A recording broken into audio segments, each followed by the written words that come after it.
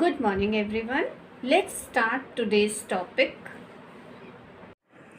Okay, students, the topic which I am starting now is group structure and its important aspects.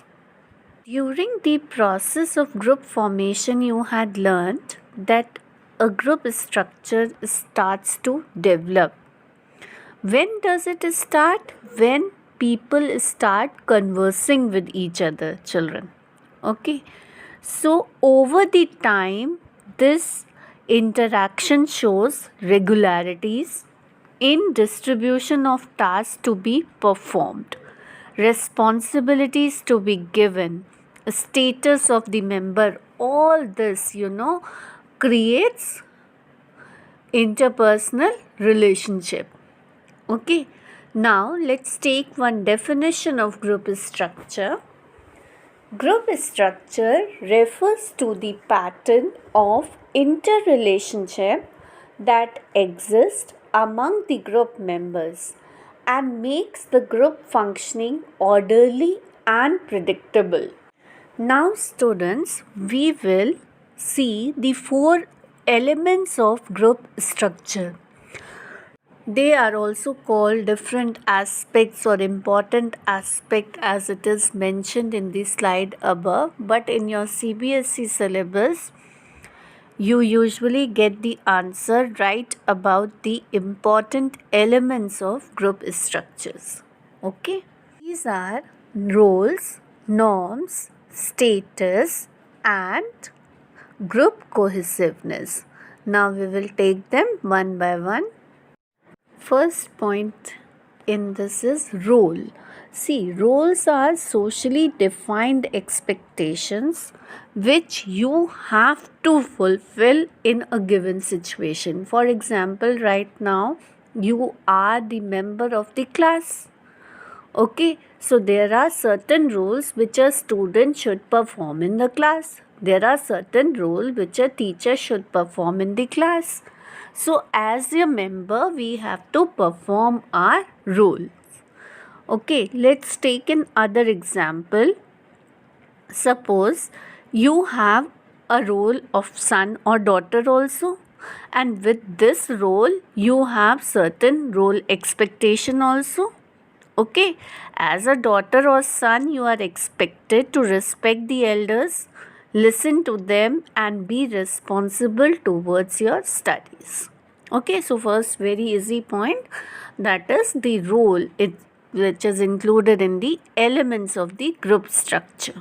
Next, students, the next point is norms. Norms are the rules or mutual expectations that develop within the group.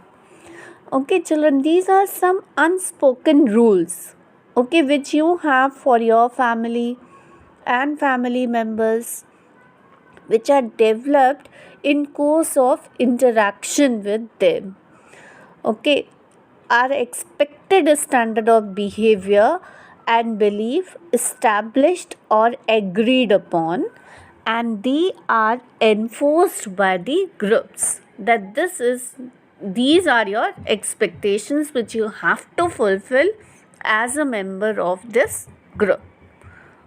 Okay, class 12. Next point is status. Status, children, refers to the position which we make in the group or which is given to us by the group members. This, children, depends on our performance or on our age. For example, if one is senior to us in age, he enjoys senior position in the group, or the other person enjoys the senior position in the group as he shows hard work and meets the expectations of the group. Understood? I am repeating it.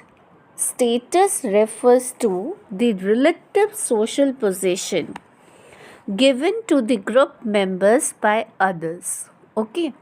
Now, this relative position or status may be either ascribed, that is given because you are senior, or achieved, the person has shown expertise or hard work to gain that status. Okay, being the member of the group, we enjoy the status associated with that group. Okay, for example, the captain of a cricket team has a higher status compared to other members, although all are equally important for team success. Okay, captain is always in the limelight. This is the status which is given to a captain in the group or match. Okay, now we proceed to now the last point in this is group cohesiveness. Group cohesiveness refers to binding or mutual attraction which the group members have for each other. Okay, as the group becomes more cohesive, group members start to think, feel, and act as a social unit. See, children, what happens? You sometimes you build a friendship which you can never break. Okay, when you have established that type of relationship, then your group cohesiveness is very strong. Okay, you feel that just like other member, you are just one. Unity is there among you. That is what is group cohesiveness. Members of a highly cohesive group have a greater desire to remain in the group, and those with low cohesiveness, they just want to go away. There is a we feeling, and degree of attraction is more among the group members in the group cohesiveness. Okay, today we will talk about different types of groups. See, children, groups differ in many respects. Some have large number of members, some are small, some are short-lived, some remain together for many years, some are highly organized, and others are informally organized. Okay, I'll discuss the example of each. Large number of members, a country is a group. Small group is a family. Then short-lived, just like a group form for the purpose of annual function, which I had discussed in the other video also. Then if we come over to highly organized groups, we have army group. Okay, if we come over informally organized group, we have audience for the match. Okay, so all this we have been discussing. Now specifically we will focus on different types of groups. The three major groups which are in your syllabus of NCERT are primary and secondary group, formal and informal groups, in-group and out-group. Now let us take these one by one. Okay, students, so first we will discuss primary group. See, children, primary group is a group in which you become the part of, not by your choice, but you are part of it. Are pre-existing information which are usually given to the individual. Just like family, you know that you are born in this family, you are part of it. Okay, whichever religion you are born in, your religion is same, caste is same. Okay, so all these are examples of primary group. Then in the primary group, there is intimate relation between the members, as well as there is face-to-face interaction, and cooperation is there, as well as physical proximity is there, and they also share warm emotional bond. Primary groups are central to individuals' functioning and have a very major role in developing values and ideals during the early stages of development, which I think we had discussed the role of parenting, role of family when we were doing chapter 4 human development in class 11th. Okay, now I will talk about secondary group. Secondary group children are the groups which you join out of choice. Okay, you are free to join any political party, you are free to join any school. Okay, so these are secondary groups. And secondary groups are those where the relationship among the members are impersonal, okay, indirect, and less frequent if we compare it to primary group. Okay, this you have to prepare for primary and secondary group. Now now we'll discuss formal and informal groups.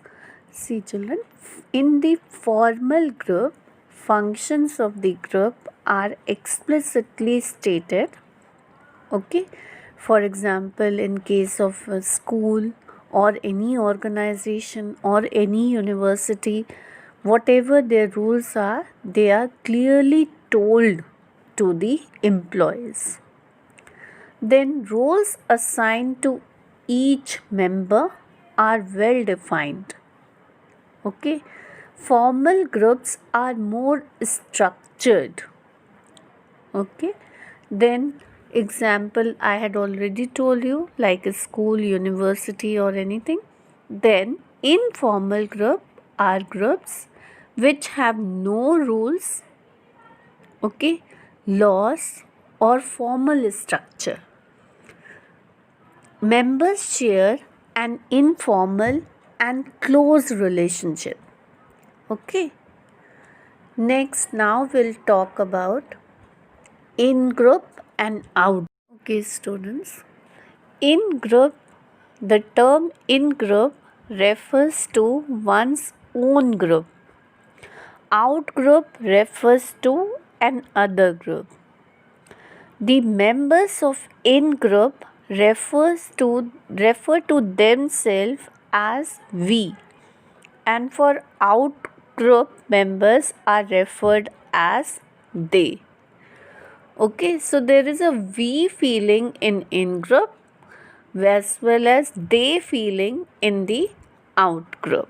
This is the difference between in group and out group. And students, one more important point, perception of in group and out group affect your social lives, isn't it? If we are considering someone